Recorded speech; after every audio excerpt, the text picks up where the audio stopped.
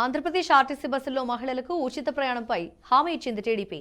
ఇప్పటికే విడుదల చేసిన పార్టీ మినీ మేనిఫెస్టోలో ఆ విషయాన్ని ప్రకటించింది.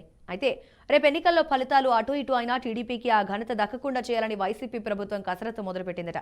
ఆర్టీసీ బస్సుల్లో మహిళలకు ఉచిత ప్రయాణాన్ని ఎలాగోలా అమలు చేయాలని జగన్ సర్కార్ తహతహలాడుతోంది. ఇప్పటికే ఆ ఫ్రీ జర్నీపై ఆదేశాలు అందడంతో దానికి సంబంధించి నివేదిక అందజేశారట ఆర్టీసీ అధికారులు. ఎన్నికల ముందు మహిళా ఓటర్లను ఆకట్టుకోవడానికి జగన్ చేస్తున్న ఈ ప్రయత్నం ఎంతవరకు ఫలిస్తుందనేది చర్చనీయాంశంగా మారింది. ఇప్పుడు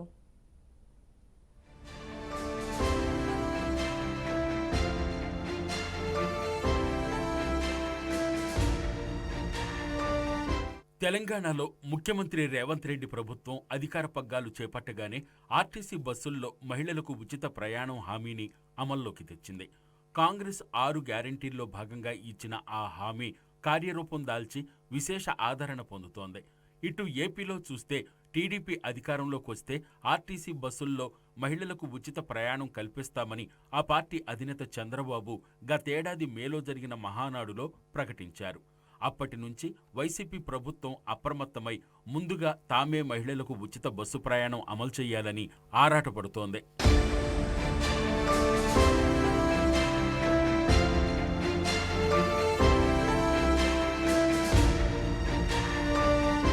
ఆర్టీసీ బస్సుల్లో మహిళలకు ఉచిత ప్రయాణాన్ని ఎలాగోలా అమలు చేయాలని, టీడీపీకి ఆ ఘనత దక్కకుండా చేయాలని వైసీపీ ప్రభుత్వం భావిస్తోందట.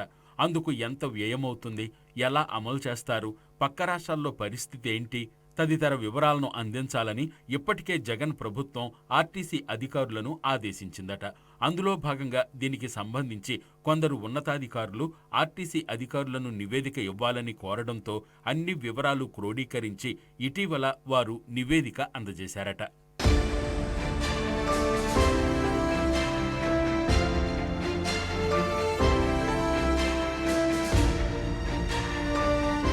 ఇప్పటికే ఆర్టీసీ రాబడిలో ప్రభుత్వం 25% తీసుకుంటోందని, కొత్తగా మహిళలకు ఉచిత బస్సు ప్రయాణం అమలు చేయాలంటే ఆ రాయితీ భారం అధికంగానే ఉంటుందని ఆర్టీసీ ఉన్నతాధికారులు స్పష్టం చేశారట.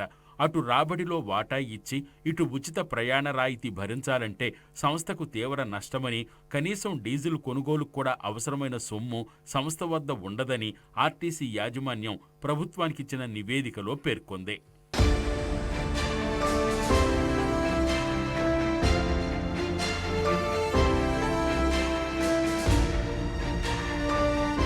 ఏపీఎస్ ఆర్టీసీలో నిత్యం సగటున 40 లక్షల మంది వరకు ప్రయాణిస్తుంటారు. ఇందులో 15 లక్షలకు పైగా మహిళలుంటారని అంచనా.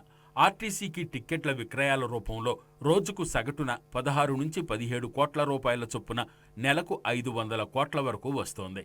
ఇప్పుడు మహిళలకు ఉచిత ప్రయాణం అమలు చేస్తే నెలకు 150 నుంచి 180 కోట్ల రూపాయల వరకు రాబడి కోల్పోతామని అధికారులు అంచనా వేస్తున్నారు.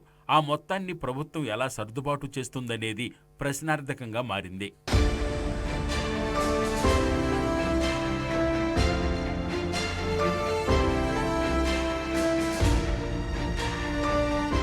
ఆర్టీసీ ఉద్యోగులకు తాము జీతాలిస్తున్నందున సంస్థ రాబడిలో 25% ఇవ్వాలని చెబుతూ ప్రతి నెల సగటున 125 కోట్ల వరకు జగన్ ప్రభుత్వం తీసుకుంటోంది. 2022 ఆగస్టు నుంచి ఇలా ప్రతి నెల 25% రాబడిని ఆర్టీసీ ప్రభుత్వ ఖజానాకు జమ చేస్తోంది. ఇప్పుడు మహిళలకు రాయితీ భరించడంతో పాటు ప్రభుత్వానికి సొమ్ము చెల్లింపు కూడా కొనసాగిస్తే ప్రతి నెల దాదాపు 300 కోట్ల వరకు ఆర్టీసీ కోల్పోయే పరిస్థితి ఏర్పడుతుంది. అంత మొత్తం లేకపోతే డీజిల్, విడి పరికరాలు కొనుగోళ్లు, బస్సులు, బస్టాండ్ల నిర్వహణ కూడా సాధ్యం కాదని అధికారులు చెప్తున్నారు. బ్యాంకు రుణాలు, ఉద్యోగులకు చెల్లించాల్సిన బకాయిలతో పాటు కొత్తగా కొనుగోలు చేస్తున్న బస్సులకు చెందిన రుణ వాయిదాలు చెల్లించే పరిస్థితి ఉండదని పేర్కొంటున్నారు. మరి ఇప్పటికే అప్పుల ఊబిలో కూరుకుపోయి ఉన్న వైసీపీ ప్రభుత్వం ఆర్టీసీ లెక్కలు ఎలా తేలుస్తుందో, మహిళలకు ఉచిత ప్రయాణం ఎలా అమలు చేస్తుందో చూడాలి.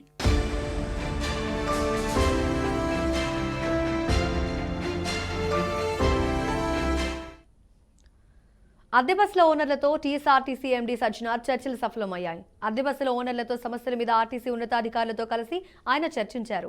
వారం రోజుల్లో వారి సమస్యలు పరిష్కరిస్తామని ఆర్టీసీ ఎండీ హామీ ఇచ్చినట్టు తెలుస్తోంది. తెలంగాణలో టీఎస్ఆర్టీసీ అద్దె బస్సుల యజమానులు రేపటి నుంచి సమ్మెకు దిగుతున్నట్టు ప్రకటించారు. మహిళలకు ఉచిత ప్రయాణంతో రద్దీ పెరిగిందని, దీంతో బస్సులు పాడవుతాయని ఆందోళన వ్యక్తం చేస్తున్నారు.